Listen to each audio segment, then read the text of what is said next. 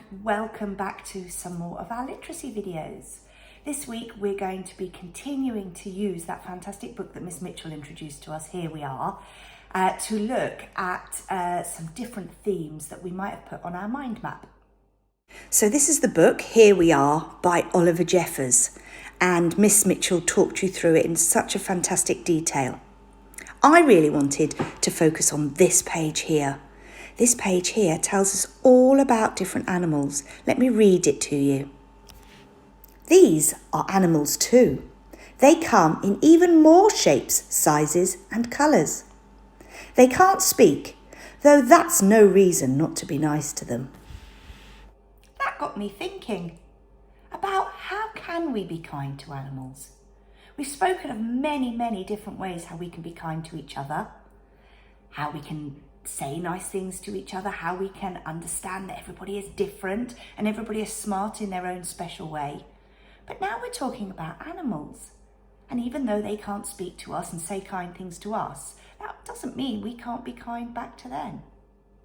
I had a little think, and when I was thinking about being kind to animals, there was one person, one very famous person that I'm sure your mummies and daddies have heard of, who always is kind to animals, and I've got a book all about him just here. That person is called David Attenborough, and I want to tell you a little bit about him now. So this story is written by Maria Isabel Sanchez Vergara with fantastic illustrations by Mickey Ono. It's from a wonderful series called Little People, Big Dreams, and you might want to have a little look at all the other books that they have written about very famous people who did important things in the world. Little David grew up in Leicester, England, with his parents and two brothers. His father was the head of the local university and they lived on campus, a great place for curious minds. David loved nature and animals. Ants, birds, chameleons. He was fascinated by all the species he's read about in books and wished he could meet them in real life.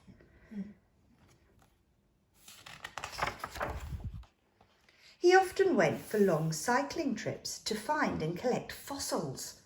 There was something amazing about plants and animals that were thousands of years old. There he is, looking at a fossil that he's found and trying to work out what animal it might have come from. One day, David received a parcel from a friend with a new piece for his collection, a dried seahorse.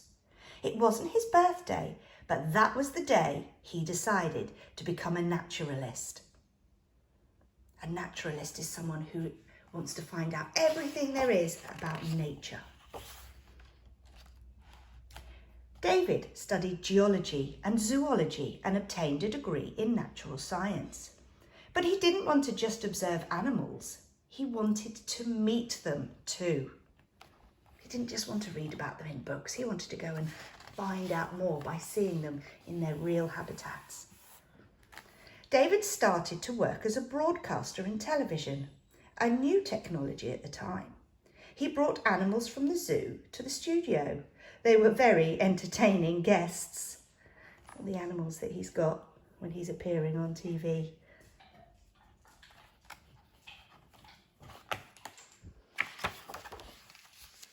But David wanted to film the animals in their natural habitats, their homes. He started to go on trips all over the world. Wherever he went, he made new friends. Look at him with the meerkats here. He met turtles on the Galapagos Islands and gorillas in the African jungle. When he visited Antarctica, he was introduced to all the members of a penguin family.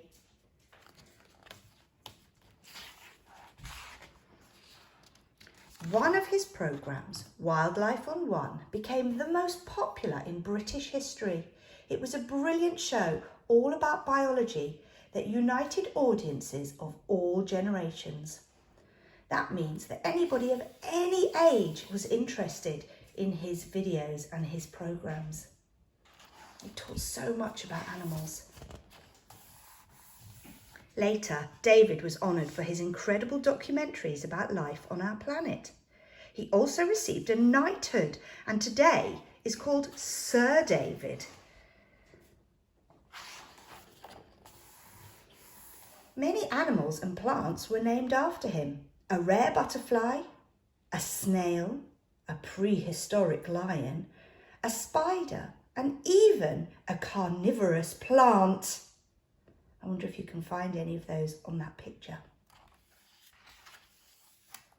Still today, David cares about the natural world. Wherever he goes, he encourages people to do their best to look after it and believes that humans have the power to preserve it. That means he really feels that humans are having a big effect on our world and that we really need to try hard to do our best for it, to care for everything. This picture gives us quite a few clues about what we're doing to harm our world. And little David still looks at the world as if it's a huge and unexplored, because there are always new things to discover if you take the time to look for them.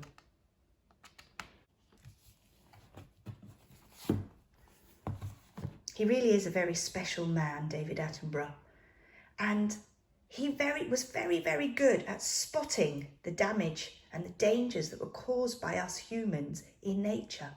So my challenge for you today is to have a good think about that book that I've just read. Have a think about all the wonderful things that David Attenborough did. Maybe have a chat with your grown-ups about what they know about looking after the planet like David Attenborough has done. And see if you can create a mind map of all the things that we might do to help our world and the animals that live in it. So you could start off with your how can we help in your bubble, and then go off with your lines and have a little think, what could we do to make our world a safe and better place? We'll be coming back to this again tomorrow, so I can't wait to see your ideas, and I'll see you tomorrow. Take care, bye-bye.